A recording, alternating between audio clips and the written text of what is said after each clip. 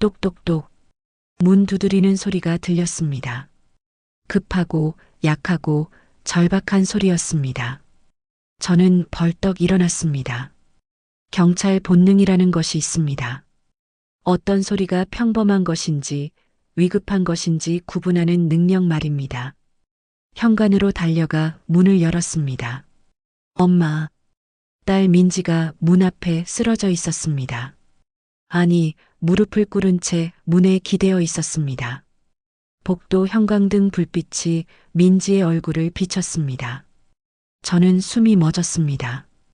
왼쪽 눈이 보라색으로 부어올라 거의 떠지지 않았습니다. 입술이 터져 피가 턱까지 흘러내렸고 목에는 손가락 자국이 선명했습니다.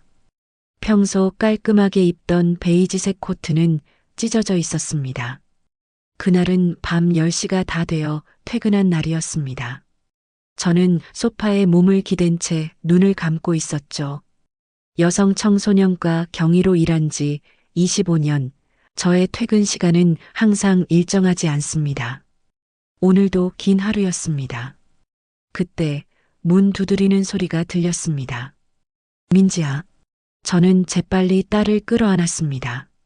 민지의 몸은 가을밤 공기보다 더 차가웠습니다.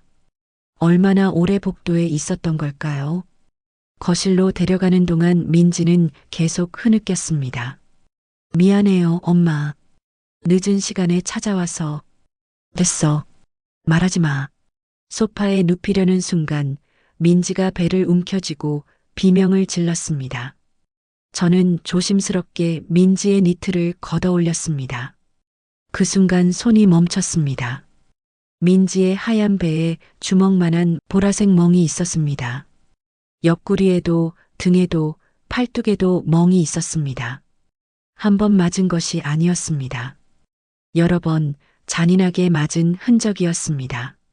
설마 재현이 그 자식이 때렸니? 제 목소리가 떨렸습니다. 민지는 고개를 끄덕였습니다. 회사 후배 유리라는 여자랑 바람을 피웠어요. 제가 따졌더니 이혼하자고. 민지는 숨을 헐떡였습니다. 제가 싫다고 했더니 때리기 시작했어요. 발로 배를 차고 머리를 벽에 밀었어요. 더 듣고 싶지 않았습니다. 하지만 들어야만 했습니다. 저는 주먹을 꽉 쥐었습니다. 25년 경찰 생활 동안 수많은 가정폭력 현장을 봤습니다. 하지만 내 딸이 그 피해자가 될 줄은 몰랐습니다. 지금 당장 병원에 가자. 핸드폰을 들어 택시를 불렀습니다. 택시를 기다리는 동안 민지의 핸드폰이 계속 울렸습니다. 화면에 재현이라는 이름이 떴다 사라졌습니다. 저는 핸드폰을 들었습니다. 민지가 손을 뻗었지만 이미 늦었습니다. 잠금 화면에 문자 알림이 가득했습니다. 어디야? 당장 집에 와. 장모한테 가봤자 소용없어. 입 놀리면 학교도 못 다닐 줄 알아. 용인 땅 얘기하면 너도 가만 안 둬. 용인 땅이라는 단어에 제 눈이 커졌습니다. 그건 제가 25년간 월급을 모아서 산 땅이었습니다. 시세 8억 원, 제 노후 자금이었습니다. 민지야, 이 자식이 우리 땅까지 손대려 했어? 민지가 고개를 끄덕였습니다. 몇 달 전부터 서류에 사인 받아오라고 했는데 안 하니까 더 심하게 때렸어요. 택시가 도착했습니다. 저는 민지를 부축해 택시를 탔습니다. 서울대 병원 응급실이요. 제 목소리는 침착했습니다. 하지만 속으로는 무너지고 있었습니다. 차 안에서 민지는 제 어깨에 머리를 기댔습니다. 엄마, 제가 잘못했나 봐요. 아니야. 내 잘못이 아니야. 절대 그런 생각하지 마. 하지만 제 목소리는 확신이 없었습니다. 왜냐하면 저도 알고 있었으니까요. 민지가 1년 전부터 변했다는 것을, 눈빛이 죽어갔다는 것을. 그런데 저는 외면했습니다. 설마 우리 딸은 아니겠지 하고 생각했습니다. 늦은 밤이었지만 오히려 다행이었습니다. 비어있는 도로 덕분에 빠르게 응급실에 도착할 수 있었습니다. 힘들어하는 민지를 응급실에 있던 의사가 진찰해 주었습니다. 갈비뼈에 금이 간 것 같네요. CT를 찍어봐야겠어요. 민지가 CT를 촬영하는 동안 저는 복도 의자에 앉았습니다. 민지의 핸드폰을 꺼내 문자를 하나씩 스크린샷으로 찍었습니다. 그것은 법정에서 쓸 증거자료였습니다. 그리고 저는 오래된 연락처를 찾았습니다. 김혜원. 대학 후배로 지금은 가정폭력 전문 변호사로 일하고 있습니다. 새벽 2시였지만 혜원은 바로 전화를 받았습니다.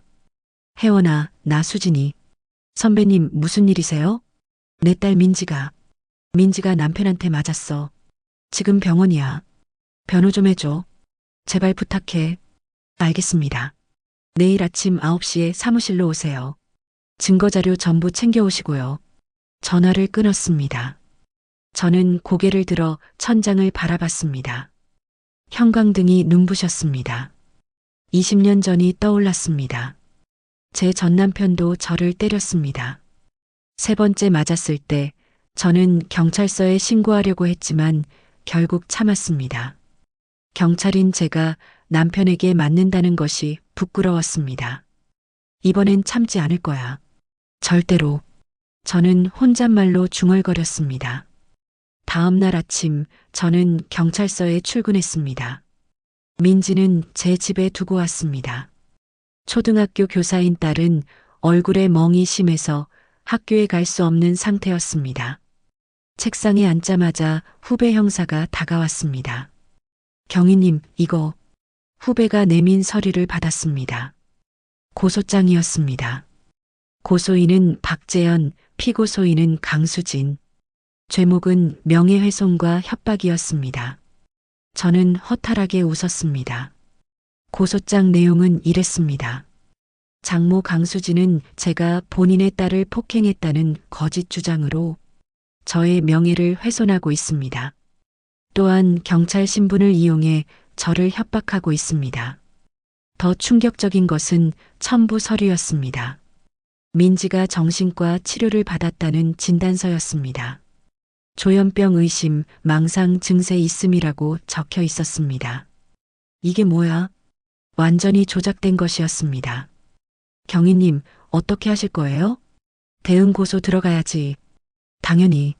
저는 김혜원 변호사에게 전화를 걸었습니다. 혜원아, 재현이가 선수 쳤어. 나를 역고소했어. 예상했습니다. 가해자들이 자주 쓰는 수법이에요. 걱정 마세요. 싸움이 시작된 것입니다. 그런데 문제는 법정만이 아니었습니다. 사흘 후 저는 망원시장에 장을 보러 갔습니다. 평소처럼 떡볶이집 앞을 지나가는데 사장님이 저를 보고 돌아섰습니다. 눈을 피하는 것이었습니다. 사장님 안녕하세요? 아, 경희님. 제가 좀 바빠서요. 사장님의 목소리는 차가웠습니다. 채소가게에서도 마찬가지였습니다. 평소 친하게 지내던 아줌마가 저를 보자마자 안쪽으로 들어가 버렸습니다. 저녁에 헬스장에 갔을 때였습니다. 러닝머신에서 뛰고 있는데 옆에 있던 2 여자가 수군거렸습니다. 저 사람이 강수진 경이래. 아, 딸한테 이혼하라고 강요한다는? 돈 때문이래. 용인의 땅을 사위하고 같이 샀는데 사위한테 주기 싫어서 그런다던데. 저는 러닝머신을 멈췄습니다. 집으로 돌아오는 길에 아파트 엘리베이터에서 같은 층에 사는 진아 엄마를 만났습니다. 안녕하세요. 제가 인사를 했지만 진아 엄마는 고개도 끄덕이지 않았습니다. 현관문을 닫는 순간 저는 벽에 기댔습니다.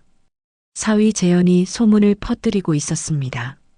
제가 돈 때문에 딸을 이용하고 있다고, 사위를 괴롭히고 있다고, 경찰 신분을 악용하고 있다고 말이죠.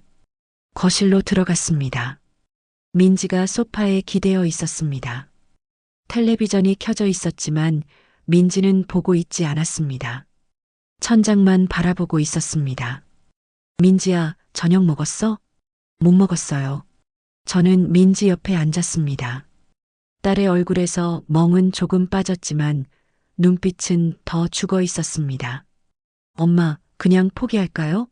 민지가 작은 목소리로 말했습니다. 뭘 포기해? 이혼 소송이요. 그냥 조용히 살면 안 될까요? 민지야, 조용히 산다는 게 뭐야? 그 남자한테 계속 맞으면서 사는 거야? 그래도 이렇게 엄마까지 힘들게 하는 것보다는 그만해. 민지는 눈물을 흘렸습니다. 소리 없이 흐르는 눈물이었습니다. 그날 밤 민지는 또 악몽을 꿨습니다. 싫어. 때리지 마. 민지의 비명에 저는 잠에서 깼습니다. 민지 방으로 달려갔습니다. 민지야, 괜찮아. 꿈이야. 저는 민지를 안았습니다. 엄마, 무서워요. 재현이가 찾아올 것 같아요. 걱정하지 마. 엄마가 지킬게. 다음 날 아침 저는 경찰서에서 이정민 형사를 만났습니다. 경위님, 박재현이라는 사람 아시죠? 알지. 내 사위야. 왜? 저희가 지금 그 사람 금융거래 조사하고 있어요. 불법 사채 의혹이 있어서요. 자세히 말해봐. 사위분이 3개월 전에 경위님 따님 명의로 불법 사채업자한테 1억을 빌렸어요. 대출도 받았고요. 민지 명의로? 네. 5천만 원이요. 서명이 위조된 것 같거든요. 저는 주먹을 쥐었습니다. 이 형사, 이거 증거 확보할 수 있지? 당연하죠. 이미 사채업자 조사 들어갔어요. 그렇게 시간이 흘러 11월이 되었습니다. 날씨가 추워졌습니다. 하지만 더 추운 것은 사람들의 시선이었습니다. 어느 날 저녁 민지의 핸드폰이 울렸습니다. 학교 교감 선생님이었습니다. 민지는 다음 날 학교에 갔습니다. 저도 함께 갔습니다. 강민지 선생님, 민원이 들어왔어요. 무슨 민원이요? 강민지 선생님이 정신적으로 불안정하다고, 아이들 가르치기에 적합하지 않다고. 민지의 얼굴이 하얗게 질렸습니다. 누가 그런 말을 했나요? 남편분이 학교에 공문을 보냈어요. 강민지 선생님이 정신과 치료를 받고 있다는 진단서와 함께요. 저는 참을 수 없었습니다. 교감 선생님, 그건 조작된 서류입니다. 제 딸은 남편한테 폭행당한 피해자예요. 결국 민지는 한 달 병가를 내야 했습니다. 사흘 후 더 큰 일이 터졌습니다. 저녁 8시쯤 현관 초인종이 울렸습니다. 저는 문을 열었습니다. 밖에는 건장한 남자 2명이 서 있었습니다. 사위 재현의 후배들이었습니다. 강수진 경위님 맞죠? 경위님, 형님 좀 그만 괴롭히세요. 형님도 사람인데 왜 이래요? 당신들 지금 경찰 협박하는 거예요? 저는 핸드폰을 꺼내 112를 눌렀습니다. 지금 당장 안 가시면 신고합니다. 두 남자는 비웃었습니다. 신고요? 경위님이 경찰인 거 알고 있거든요. 근데 경찰이 자기 가족 일로 직권 남용하면 어떻게 되는지도 아시죠? 라며 협박과도 같은 말을 하고 떠났습니다. 그날 밤 제 핸드폰에 문자가 왔습니다. 모르는 번호였습니다. 강수진 경위, 딸 좀 잘 봐라. 요즘 한강에 사람 많이 빠진다던데. 저는 벌떡 일어나 민지 방으로 달려갔습니다. 다음 날 아침 경찰서 과장님이 저를 부르셨습니다. 경위, 요즘 무슨 일 있나? 별일 없습니다. 내부 감찰팀에서 연락이 왔어. 경위가 직권 남용 의혹이 있다고. 직권 남용이요? 사위를 괴롭히기 위해 경찰 신분을 이용했다는 거야. 물론 나는 안 믿어. 근데 조사는 받아야 할 거야. 모든 것이 무너지고 있었습니다. 그날 저녁 집에 돌아왔을 때 민지가 보이지 않았습니다. 민지야? 심장이 빠르게 뛰었습니다. 핸드폰을 들어 민지에게 전화를 했습니다. 연결되지 않았습니다. 그때 현관문을 열고 민지가 들어왔습니다. 편의점 봉지를 들고 있었습니다. 엄마, 우유가 떨어져서 사러 갔어요. 저는 민지를 꽉 안았습니다. 아무것도 아니야. 그냥 보고 싶었어. 하지만 제 목소리는 떨리고 있었습니다. 저는 무서웠습니다. 민지를 잃을까봐 무서웠습니다. 다음 날 제 핸드폰에 전화가 왔습니다. 민지네 옆집에 살던 박미숙 씨였습니다. 경위님, 저 박미숙이라고 해요. 민지 씨 남편 말인데요. 그 사람 몇 달 전부터 계속 민지 씨를 때렸어요. 제가 다 들었어요. 아주머니, 정말이세요? 네. 제가 증인으로 나설게요. 경위님, 민지 씨가 너무 불쌍해서요. 제가 도와드릴게요. 전화를 끊고 저는 눈물이 났습니다. 희망이었습니다. 작지만 확실한 희망이었습니다. 11월 말이 되었습니다. 김혜원 변호사 사무실에서 박미숙 씨의 진술서를 작성했습니다. 경위님, 제가 진작 나섰어야 했는데 미안해요. 미숙 씨는 3개월간 최소 7번 민지가 폭행당하는 소리를 들었다고 증언했습니다. 구체적인 날짜와 시간까지 기록해 두었습니다. 이거면 됩니다. 하지만 더 필요한 게 있어요. 재현 씨의 애인 증언이요. 사흘 후 제 핸드폰에 모르는 번호로 전화가 왔습니다. 강수진 경위님이시죠? 재현 씨 여자친구였던 최유리예요. 제가 증인으로 나서고 싶어요. 왜요? 당신은 재현이 편 아니었나요? 유리의 목소리가 떨렸습니다. 재현 씨가 저한테 거짓말을 했어요. 민지 씨랑 이혼하면 저랑 결혼한다고 했는데 재현 씨가 다른 여자도 만나고 있었어요. 그래서 복수하고 싶은 거예요? 아니요. 제가 잘못했어요. 민지 씨한테 미안해요. 제가 증언하면 재현 씨 처벌받을 수 있는 건가요? 네, 중요한 증언이 될 겁니다. 같은 주에 이정민 형사에게서도 좋은 소식이 왔습니다. 경위님, 김재현 씨와 관련된 불법 사채업자 잡았습니다. 그리고 용인 토지 관련해서 위조 서류도 확보했습니다. 눈이 유난히도 많이 내리던 12월이 되었습니다. 재판 날짜가 2월 14일로 잡혔습니다. 아이러니하게도 발렌타인데이였습니다. 민지는 매주 심리 상담을 받기 시작했습니다. 민지 씨, 이건 당신 잘못이 아니에요. 하지만 제가 참았잖아요. 처음 맞았을 때 바로 신고했어야 했는데 그때는 무서웠을 거예요. 당연해요. 하지만 지금은 용기를 냈잖아요. 어느 날 저녁 민지가 저한테 물었습니다. 엄마도 아빠한테 맞았었죠? 저는 고개를 끄덕였습니다. 응. 왜 참았어요? 부끄러웠어. 경찰인 내가 남편한테 맞는다는 게. 그리고 내가 아빠 없이 자랄까봐 걱정됐어. 엄마 잘못이 아니에요. 지금 깨달았어요. 참는 게 사랑이 아니라는 거요. 진짜 사랑은 나를 지키는 거예요. 저는 눈물이 났습니다. 맞아, 민지야. 동네 분위기도 조금씩 바뀌었습니다. 시장에서 떡볶이집 사장님이 지나가는 저를 불렀습니다. 경위님 미안했어요. 소문만 듣고 오해했어요. 헬스장에서도 누군가 다가와 말했습니다. 경위님 응원해요. 힘내세요. 2월 14일이 되었습니다. 우리는 서울가정법원 앞에 섰습니다. 민지는 제 옆에 서 있었습니다.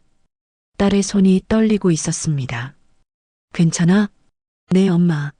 법정 안으로 들어갔습니다. 재현이 정장을 입고 앞쪽에 앉아 있었습니다. 폭력적인 남자처럼 보이지 않았습니다. 재현의 변호사가 일어났습니다. 판사님, 이 사건은 장모와 딸이 공모한 사기 사건입니다. 신문이 시작되었습니다. 변호사는 민지를 공격했습니다. 민지가 정신적으로 불안정하다고 몰아갔습니다. 저는 주먹을 쥐었습니다. 하지만 참았습니다. 이제 우리 차례였습니다. 김혜원 변호사가 일어났습니다. 판사님, 증인 신청합니다. 박미숙 씨입니다. 미숙 씨가 증인석에 올라갔습니다. 저는 민지 씨 옆집에 사는 박미숙입니다. 작년 7월부터 3개월간 최소 7번은 들었습니다. 남자가 소리 지르는 소리, 뭔가 깨지는 소리, 그리고 여자가 울고 살려달라는 소리요. 구체적으로 기억하시나요? 네. 제가 다 적어뒀어요. 미숙 씨는 수첩을 꺼냈습니다. 날짜와 시간이 빼곡히 적혀 있었습니다. 법정이 조용해졌습니다. 다음은 최유리 차례였습니다. 저는 박재현 씨와 6개월간 관계를 가졌습니다. 재현 씨는 제게 민지 씨와 이혼하면 저랑 결혼한다고 했어요. 그리고 장모님의 용인 땅을 팔아서 빚을 갚겠다고 했어요. 증거가 있습니까? 네. 카톡 대화 캡처, 통화 녹음 파일, 그리고 재현 씨가 만든 위조 토지 매매 계약서 사진이 있습니다. 법정이 술렁였습니다. 마지막으로 제 차례였습니다. 저는 증인석에 섰습니다. 재현을 똑바로 바라보며 말했습니다. 저는 25년간 경찰로 일했습니다. 그중 15년은 여성청소년과에서 가정폭력 사건을 담당했습니다. 제 딸이 그 피해자가 될 줄은 몰랐습니다. 아니, 어쩌면 알았는지도 모릅니다. 1년 전부터 딸의 눈빛이 변했으니까요. 하지만 저는 외면했습니다. 제 목소리가 떨렸습니다. 저 역시 과거의 가정폭력 피해자였습니다. 하지만 참았습니다. 부끄러움을 딸 때문이라는 핑계를 대며 참았습니다. 그게 딸한테 어떤 영향을 미칠지 몰랐습니다. 저는 재현을 가리켰습니다. 저 남자는 제 딸을 때렸고 협박했습니다. 그리고 제 재산을 훔치려 했습니다. 이 재판에서 정당한 처벌을 원합니다. 판사가 판결문을 읽기 시작했습니다. 피고인 박재현은 피해자 강민지에게 3개월간 7회 이상 폭행을 가했으며 피해자 명의로 불법 대출을 받았고 피해자 모친 강수진의 재산을 사기로 취득하려 했음이 명백히 입증되었습니다.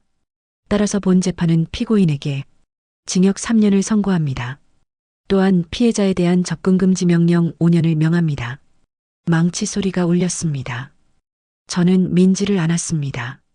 민지는 울고 있었습니다. 하지만 슬픈 눈물이 아니었습니다. 법원 밖으로 나오니 햇빛이 눈부셨습니다.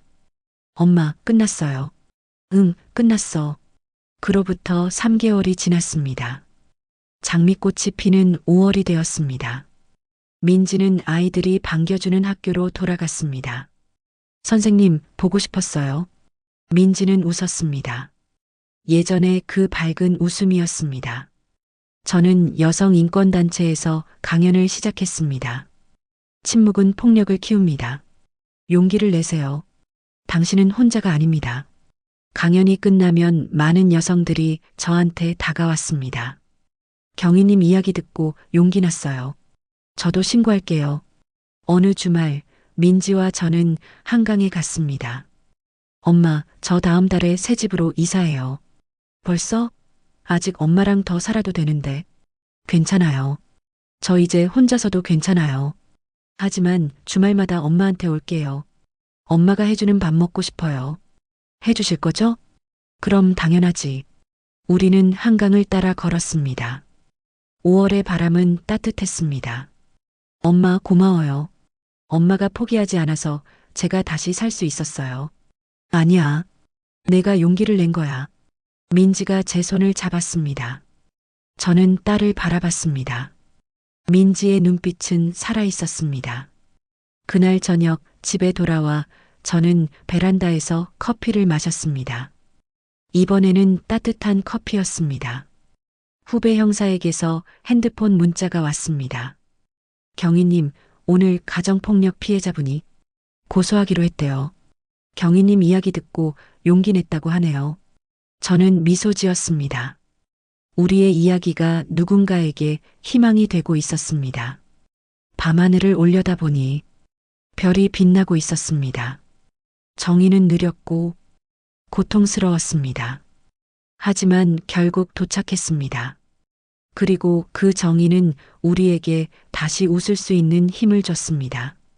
저는 커피를 마지막 한 모금까지 마셨습니다. 우리의 이야기는 여기서 끝나지 않습니다.